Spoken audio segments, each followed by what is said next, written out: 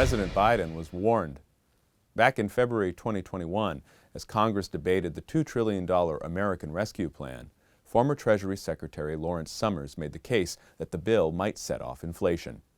Summers' argument was textbook economics. The proposed legislation simply spent too much relative to the size of the economy. It would be on top of an unprecedented $4 trillion in deficit spending that Congress had appropriated the year before. The Federal Reserve, meanwhile, was doubling its balance sheet, and the economy in 2021 was growing.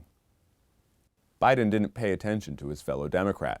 He signed the rescue plan into law on March 12th. By July, it was becoming clear that Summers was right. The Labor Department reported that prices rose 5.4% in June 2021, in the largest increase since 2008. The inflation ate into wage gains and left Americans with a declining standard of living.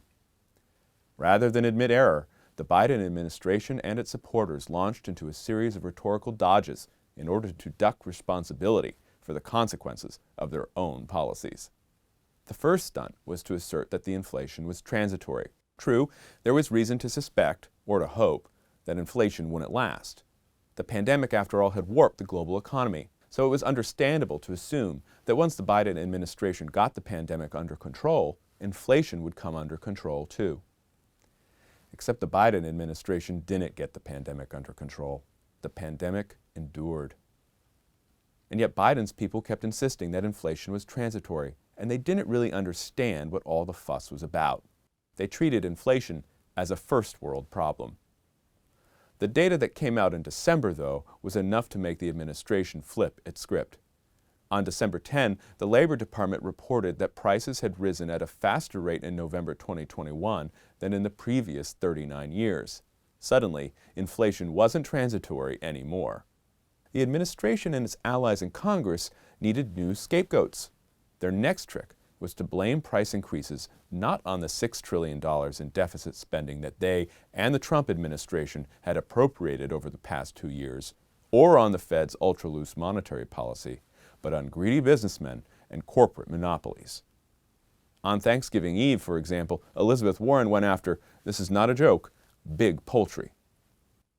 But as Larry Summers observed, if monopolies were behind the inflation, one would expect corporate consolidation to accompany the rise in prices. Problem?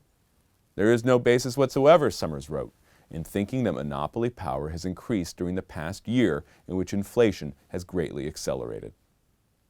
There is a basis, however, to worry about the direction the administration might take if inflation persists into the 2024 campaign cycle. Writing for The Guardian in December 2021, economist Isabella Weber opined, "We have a powerful weapon to fight inflation, price controls. It's time we consider it." None other than New York Times columnist Paul Krugman, not exactly known for his libertarianism, called Weber's advice truly stupid. After all, price controls create shortages and haven't worked in the past. So is Krugman's diss a sign that Democrats have learned something from the stagflation of the 1970s? I'm afraid not. After economists to Krugman's left attacked him on Twitter for being mean, this is like attacking the sky for being blue, the NYU professor deleted his tweet with extreme apologies where he had criticized Weber. And so the progressive rehabilitation of price controls gained momentum, and the stupid inflation tricks went on.